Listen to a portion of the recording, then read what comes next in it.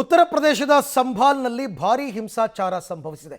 ಇದಕ್ಕೆ ಕಾರಣ ಶಾಹಿ ಜಾಮಾ ಮಸೀದಿ ಸರ್ವೆಗೆ ಅಂತ ಬಂದ ಅಧಿಕಾರಿಗಳಿಗೆ ಉದ್ರಿಕ್ತರು ಅಡ್ಡಿಪಡಿಸಿದ್ದಾರೆ.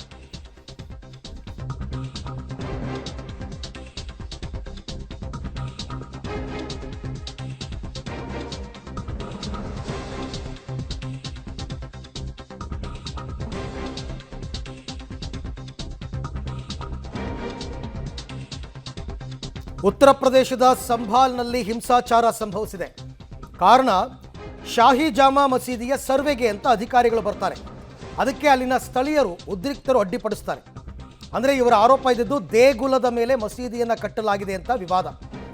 ಅದು ಕೋರ್ಟ್ ಕೂಡ ಆದೇಶವನ್ನು ಕೊಟ್ಟಿತ್ತು. ಕೋರ್ಟ್ ಆದೇಶದ ಮೇರೆಗೆ ಸರ್ವೆಗೆ ಅಂತ ಅಧಿಕಾರಿಗಳು ಬರ್ತಾರೆ. ಆದರೆ ಸರ್ವೆಗೆ ಅಡ್ಡಿಪಡಿಸಿ ಸಾಕಷ್ಟು ಗಲಾಟೆ ಆಗುತ್ತೆ. ಕೊನೆಗೆ ಗುಂಪನ್ನು ಚದುರಿಸ್ತಾರೆ ಪೊಲೀಸರ ಮೇಲೆ ಕಲ್ಲು ತೂರಾಟ ನಡೆಸ್ತಾರೆ ಉದ್ರಿಕ್ತರು ಆರಂಭದಲ್ಲಿ. ಹಾಗಾಗಿ ಕಿಡಿಗೇಡಿಗಳ ಮೇಲೆ ಪೊಲೀಸರು ಲಾಠಿ ಚಾರ್ಜನ್ನು ಮಾಡಬೇಕಾದ ಪರಿಸ್ಥಿತಿ. ನೋಡಿ ಅಲ್ಲಿ ಕಲ್ಲು, ನೋಡಿ ಅಲ್ಲಿ ಅಬ್ಬಬ್ಬಬ್ಬಬ್ಬ ಯಾವ ಪ್ರಮಾಣದಲ್ಲಿ ಅವರು ಕಲ್ಲು ತಂದು ತೂರಿದ್ದಾರೆ ಅಂತಕ್ಕಂಥದ್ದು ಗೊತ್ತಾಗ್ತಾ ಇದೆ. ನ್ಯಾಯಾಲಯದ ಆದೇಶದ ಮೇರೆಗೆ ಮಸೀದಿ ಸರ್ವೆಗೆ ಬಂದಾಗ ನೀವು ಸರ್ವೆ ಮಾಡಬಾರ್ದು ಅಂತ ಅಲ್ಲಿನ ಜನ ಈ ಥರ ಎಲ್ಲ ಕಲ್ಲು ತೂರಾಟ ಮಾಡಿ ದೊಡ್ಡ ಗಲಾಟೆ ಎಬ್ಬಿಸಿ ಕೊನೆಗೆ ಪೊಲೀಸರು ಲಾಠಿ ಚಾರ್ಜ್ ಮಾಡಿ ಉದ್ರಿಕ್ತರನ್ನ ಚದುರಿಸಬೇಕಾದ ಸಂದರ್ಭ ಬಂತು.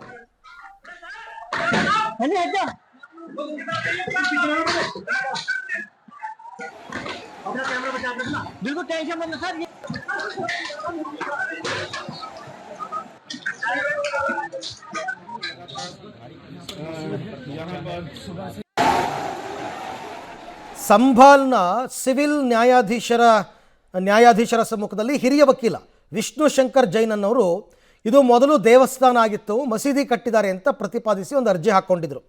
ಕೋರ್ಟ್ ಕೂಡ ಇದನ್ನು ಸರ್ವೆ ಮಾಡಿ ಅಂತ ಅಧಿಕಾರಿಗಳಿಗೆ ಸೂಚನೆ ಕೊಟ್ಟಿತ್ತು.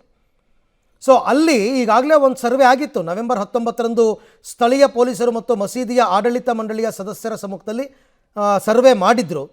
ಅದು ಹರಿಹರ ದೇವಸ್ಥಾನ, ಅದನ್ನು ಮೊಘಲರು ಧ್ವಂಸ ಮಾಡಿ ಮಸೀದಿ ಕಟ್ಟಿದ್ದಾರೆ ಅಂತ ವಿಷ್ಣು ಶಂಕರ್ ಜೈನ್ ಅವರು ಕೋರ್ಟ್ಗೆ ಹೋಗಿದ್ದರು. ಇವತ್ತು ಸೆಕೆಂಡ್ ಟೈಮ್ ಅಲ್ಲಿ ಸರ್ವೆ ಮಾಡೋದಕ್ಕೆ ಬಂದಾಗ ಈ ಗಲಾಟೆ ಆಗಿದೆ.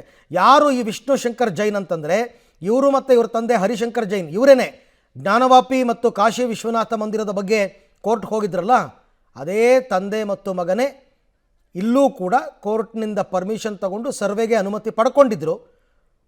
ಬಟ್ ಉದ್ರಿಕ್ತ ಈ ರೀತಿ ದಾಂಧಲೆಯನ್ನು ಎಬ್ಸಿರ್ತಕ್ಕಂಥ ದೃಶ್ಯವನ್ನು ತಾವೀಗ ಗಮನಿಸ್ತಾ ಇದ್ದೀರಾ. ಉತ್ತರ ಪ್ರದೇಶದ ಸಂಭಾಲ್ನಲ್ಲಿ ನಡೆದಿರ್ತಕ್ಕಂಥ ಘಟನೆ.